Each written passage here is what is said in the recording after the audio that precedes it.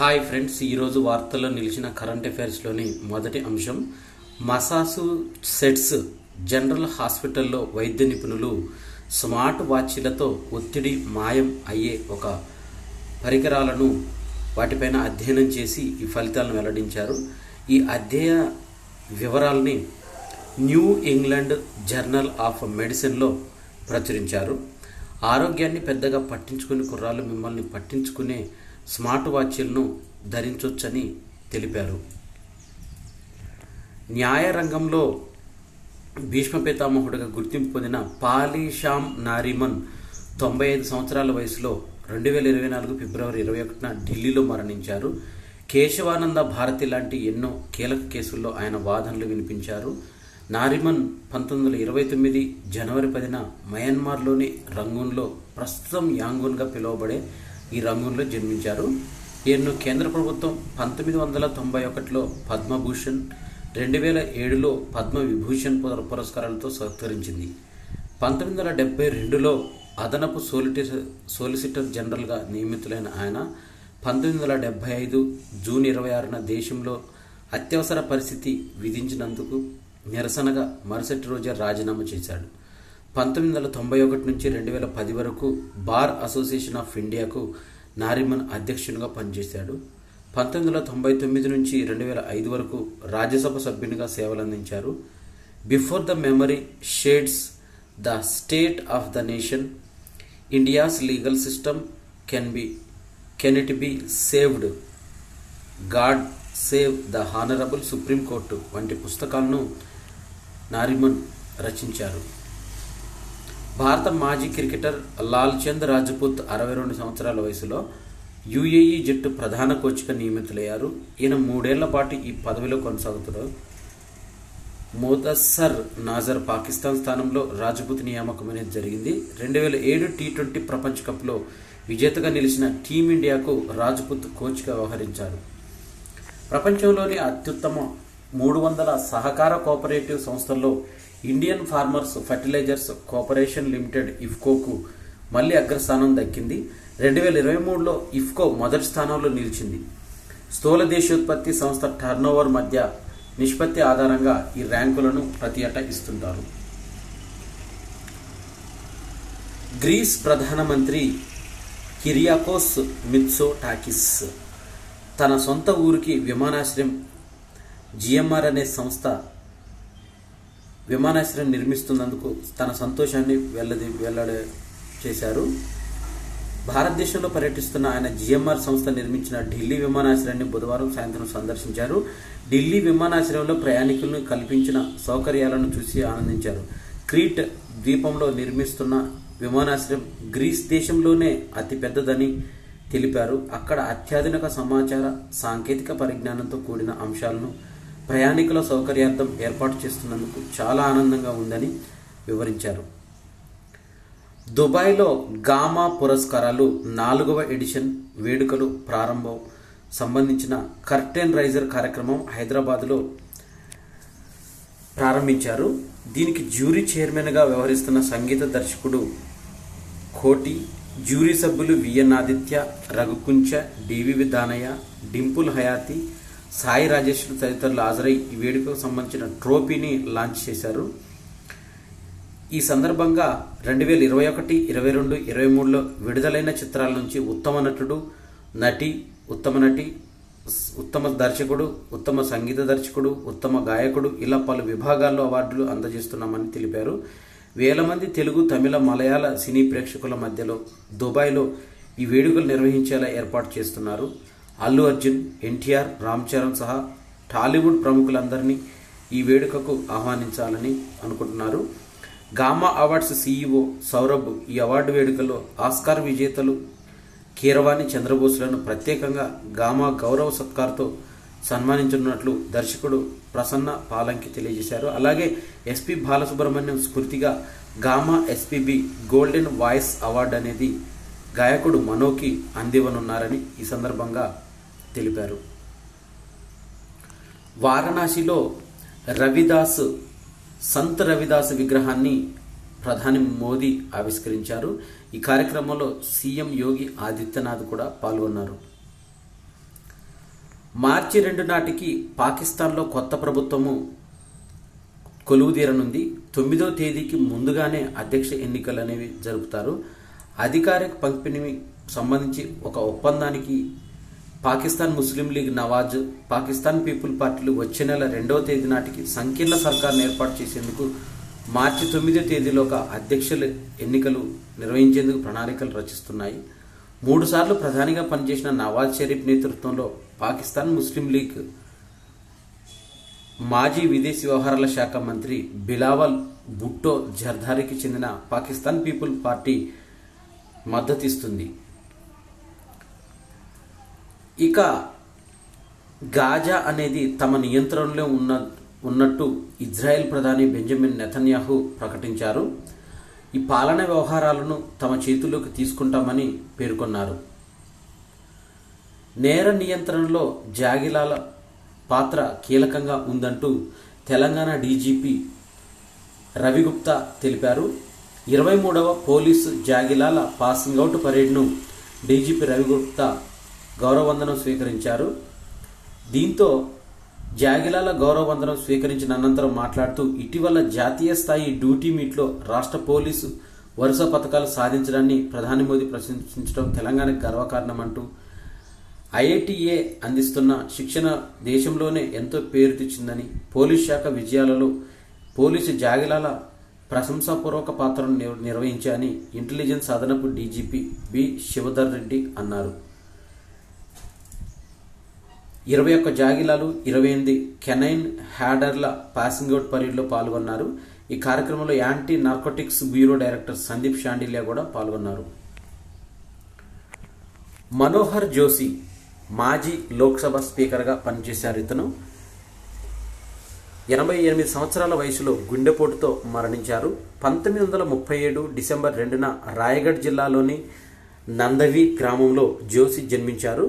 ముంబైలోని వీరమాత Jijabai technological institute విజేటిఐ నుంచి civil ఇంజనీరింగ్లో బ్యాచిలర్ డిగ్రీ చేశారు. వాస్తవానికి రాష్ట్రీయ స్వయం సేవక సంఘ కార్యక్రమాల్లో పాల్గొనడం ద్వారా ఆయన రాజకీయ జీవితం అనేది మొదలైంది. అయితే ball Thackeray Sons of the soil ప్రచారంలో భాగంగా చేసిన విజ్ఞప్తికి ఆకర్షితుడై శివసేన పార్టీలో చేరారు. జోషి సర్గా ప్రసిద్ధి చెందిన ఆయన అవిభాజ్య శివసేన పార్టీ తరపున 1995 నుంచి 99 మధ్య కాలంలో మహారాష్ట్రకి ముఖ్యమంత్రిగా సేవలందించారు. 2002-4 మధ్య కాలంలో వాజ్పేయి ప్రభుత్వంలో లోక్సభ స్పీకర్గా పనిచేశారు. ఆయనకి 2 కుమార్తెలు, 1 కుమారుడు ఉన్నారు. సతీమణి అనఘా మనోహర్ జోషి 2020లో మరణించారు. బాలాసాహెబ్ ఠాక్రేకు మనోహర్ జోషి నమ్మిన బంటుగా ఉండేవాడు. అయితే రాజ్ ఠాక్రే మహారాష్ట్ర నవనిర్మాణ సేవను స్థాపించి బయటకు వచ్చేసిన సమయంలో చాలామంది శివసేన నేతలు కుమారులు ఆయన వెంట నడవగా పార్టీ సీనియర్లు మాత్రం బాల్ ఠాక్రేతోనే ఉన్నారు. ఇతని ప్రస్థానం తొలినాళ్ళలో మనోహర్ జోషి ఉపాధ్యాయుడిగా పనిచేశాడు. ఆ తర్వాత 1967లో రాజకీయాల్లోకి ప్రవేశించారు. 1968 నుంచి 70 మధ్యలో మున్సిపల్ కౌన్సిలర్గా ఎంపికయ్యారు. స్టాండింగ్ కమిటీ మున్సిపల్ కార్పొరేషన్ చైర్మన్గా వ్యవహరించారు. 1976-77 మధ్య కాలంలో మేయర్గా పనిచేశారు. అప్పుడే క్లీన్ ముంబై, గ్రీన్ ముంబై ప్రచారాన్ని నడిపారు. 1972లో తొలిసారిగా మహారాష్ట్ర శాసన మండలికి ఎన్నికయ్యారు. 3 దఫాలు ఎమ్మెల్సీగా పనిచేసిన తర్వాత 1990లో ఎమ్మెల్యేగా పోటీ చేసి గెలిచారు. 1990-91 మధ్య అసెంబ్లీలో ప్రతిపక్ష నేతగా ఉన్నారు. 1999 సార్వత్రిక ఎన్నికల్లో శివసేన తరపున ముంబై ఉత్తర మధ్య నియోజకవర్గం నుంచి ఎంపీగా మనోహర్ జోషి విజయం సాధించారు. మనోహర్ జోషి మృతి పట్ల రాష్ట్రపతి ద్రౌపది ముర్ము, ప్రధాని మోదీ, లోక్సభ స్పీకర్ ఓం బిర్లా, కేంద్ర హోంమంత్రి అమిత్ షా, కేంద్ర మాజీ మంత్రి శరద్ పవార్ మొదలైన వారు సంతాపం వ్యక్తం చేశారు. రష్యా ఉక్రెయిన్ మధ్య యుద్ధం అనేది 2022 ఫిబ్రవరి 24న ప్రత్యేక మిలిటరీ ఆపరేషన్ అనే పేరుతో ఈ యుద్ధం అనేది ప్రారంభమైంది. నేటితో ఈ యుద్ధం ప్రారంభమయ్యి 2 ఏళ్ళు పూర్తవుతుంది. ఈ యుద్ధంలో దాదాపుగా ఎంతోమంది ప్రాణాలను విడిచారు. ఇక 3,15,000 మంది యుద్ధంలో మరణించి గాయపడిన రష్యా సైనికుల సంఖ్య అమెరికా అంచనా వేసింది. 5 లక్షల మంది మరణించిన గాయపడిన ఉక్రెయిన్ బలగాల సంఖ్య, 10,200 మంది రష్యా దాడులతో ఉక్రెయిన్లో మరణించిన సాధారణ పౌరుల సంఖ్య, $17,800 కోట్ల ఉక్రెయిన్కు మిత్రపక్షాలు వివిధ రూపాల్లో ఇప్పటిదాకా అందించిన సాయం విలువ. దేశాల వారీగా చూస్తే ఇందులో అమెరికాదే సింహభాగంగా ఉంది. 1.3 లక్షల కోట్ల డాలర్లు యుద్ధంతో రష్యా ఆర్థిక వ్యవస్థకు కలిగిన నష్టం. 21,100 కోట్ల డాలర్ల యుద్ధంపై ఇప్పటిదాకా మాస్కో చేసిన ఖర్చు. 15,500 కోట్ల డాలర్లతో ఈ ఏడాది జనవరి నాటికి ఉక్రెయిన్ మౌలిక వస్తువులకు కలిగిన నష్టం విలువను అంచనా వేసింది.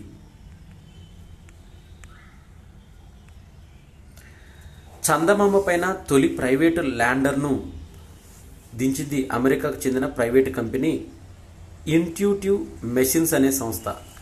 అంతరిక్ష రంగంలో చరిత్ర సృష్టించింది.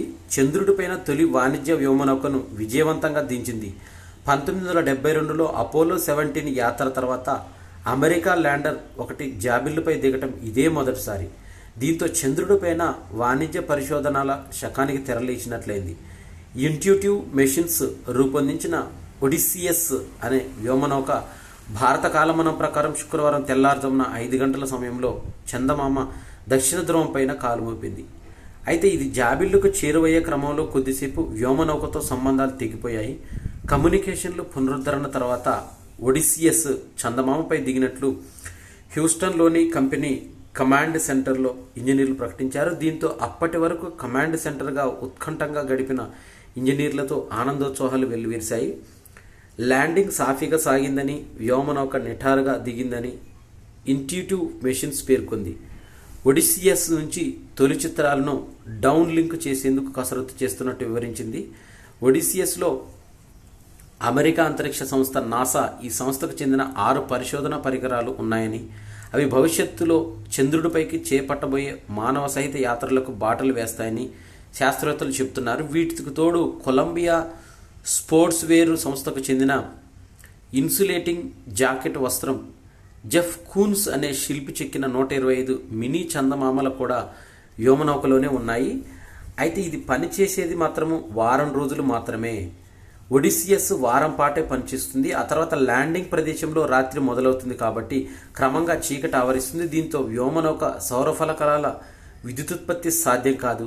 అలాగే తీవ్ర శీతల వాతావరణం నెలకొంటున్న గత ఏడాది ఆగస్టులో భారత్కు చెందిన చంద్రయాన్-3 వ్యోమనౌక కూడా జాబిల్లి దక్షిణ ధ్రువానికి చేరువలోనే ప్రాంతంలో దిగడం తెలిసిందే. అయితే చందమామపై దిగే ప్రైవేటు ల్యాండర్లను నిర్మించడానికి నాసా చేపట్టిన commercial lunar payload services CLPS కార్యక్రమం కింద పలు కంపెనీలు కాంట్రాక్టులు పొందాయి. అవి రూపొందించే వ్యోమనౌకల్లో నాసా తన పరికరాలను పంపుతుంది. కాంట్రాక్టు సాధించిన సంస్థల్లో ఇంట్యూటివ్ మెషిన్స్ కూడా ఉంది. ఈ కంపెనీతో నాసా $11.8 కోట్ల ఒప్పందాన్ని కుదుర్చుకుంది. ఒడిసియస్ దిగువ భాగంలో తమ కంపెనీ ఉద్యోగుల షేర్లను చెక్కామని ఇంట్యూటివ్ మెషిన్స్తో CEO స్టీవ్ అల్టెమిస్ పేర్కొన్నారు. అవి జాబిల్లి ఉపరితలంపైన ముద్రితమవుతాయని తెలిపారు. కార్బన్ ఫైబర్, టైటానియంతో తయారైన ఈ వ్యోమనౌక ఎత్తు 14 అడుగులు. దీన్ని గత వారమే భూమి నుంచి ప్రయోగించారు. మహాలక్ష్మి పథకంలో భాగంగా ₹500కే గ్యాస్ సిలిండర్ పథకాన్ని రంగారెడ్డి జిల్లా చేవెళ్ల నుంచి శ్రీకారం చుట్టనున్నట్లు సమాచారం అందింది. గతంలో కాంగ్రెస్ ప్రభుత్వం అధికారంలో ఉన్నప్పుడు కూడా అనేక సంక్షేమ కార్యక్రమాలను చేవెళ్ల నుంచి ప్రారంభించేవారు.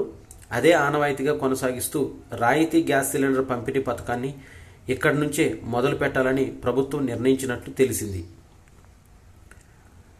ప్రియా ఫుడ్స్కు జాతీయ శాంపిల్ సర్వే సంస్థ NSSO ఉన్నతాధికారుల బృందం కృష్ణా జిల్లా పోరంకిలో ప్రియా ఫుడ్స్ కార్యాలయం, ఉత్పత్తుల యూనిట్లను శుక్రవారం సందర్శించి ఇక్కడ తయారవుతున్న ఆహారోత్పత్తులు, వాటి గ్రేడింగు, ప్యాకింగ్ యూనిట్లు, ఉపాధి అవకాశాలు, సదుపాయాలు, పరిశుభ్రత సౌకర్యాలు, ఇతర విడిభాగాలను additional director general SD Malik, director general R Kiran Kumar, director MJ Shyamil పరిశీలించారు. ఉత్పత్తుల తయారీ విధానాలతో పాటు ఇతర అంశాలను Priya foods general manager RN Prasad వారికి వివరించారు. అనంతరం మాలిక్ మాట్లాడుతూ అత్యాధునిక పరికరాలు, ఆరోగ్యకరమైన వాతావరణంలో చేపడుతున్న ఉత్పత్తుల తయారీ విధానాలు బాగున్నాయని ప్రియా ఫుడ్స్ అధికారులు సిబ్బందిని అభినందించారు.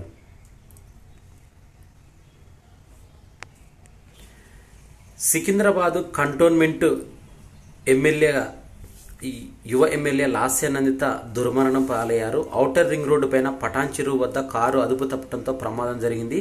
తలకు తీవ్ర గాయాలై అక్కడికక్కడికే కన్నుమూశారు. శాసనసభ సభ్యురాలుగా ఎన్నికైన 2.5 నెలలకే ఈ విషాదం చోటు చేసుకుంది. దీనికి డ్రైవర్ నిద్రమత్తే ఘోరానికి కారణమని సంగారెడ్డి ఎస్పీ తెలియజేశారు. సీఎం రేవంత్ రెడ్డి, మాజీ సీఎం కేసీఆర్ నివాళులర్పించారు. అధికార లాంఛనాలతో అంత్యక్రియలను పూర్తి చేస్తున్నారు. ఈ యువ ఎమ్మెల్యే దాదాపుగా ఈమె పదవిలోకి ఎక్కిన దగ్గర నుంచి దురదృష్టం ఈమెను వెంటాడుతుంది. 57 అమృత భారత్ స్టేషన్లకు 26న శంకుస్థాపన జరిగింది. దక్షిణ మధ్య రైల్వే జోన్ పరిధిలో అమృత్ భారత్ రైల్వే స్టేషన్ పథకం కింద 57 రైల్వే స్టేషన్ల పునరభివృద్ధి పనులకు 26న శంకుస్థాపన చేయనున్నారు. తెలంగాణలో 15 రైల్వే స్టేషన్లకు 230 కోట్లు ఈ పథకంలో భాగంగా ఖర్చు చేయనున్నారు. జనసంద్రంల మహాజాతర మేడారం సమ్మక్క సారలమ్మల జాతర శుక్రవారం కోలాహలంగా మారింది. నేడు దేవతల వనప్రవేశం జరుగుతుంది. చివరి అంకానికి చేరిన మహోత్సవము. గద్దెలపై 3వ రోజు దేవతలంతా కొలువు తీరడంతో భక్తకోటి దర్శనాలకు బారులు తీరారు. జంపన్న వాగులో పుణ్యస్నానాలు చేసి తల్లుల దర్శనానికి తరలివచ్చారు. మరోవైపు పెద్ద సంఖ్యలో ప్రముఖులు కూడా రావడంతో సాధారణ దర్శనానికి 2 నుంచి 5 గంటల సమయం పట్టనుంది. శుక్రవారం అత్యధిక సంఖ్యలో భక్తులు అమ్మవార్లను దర్శించుకోవడానికి బంగారాల మొక్కులు తమ ఎత్తు బంగారం మొక్కులు చెల్లిస్తున్నారు.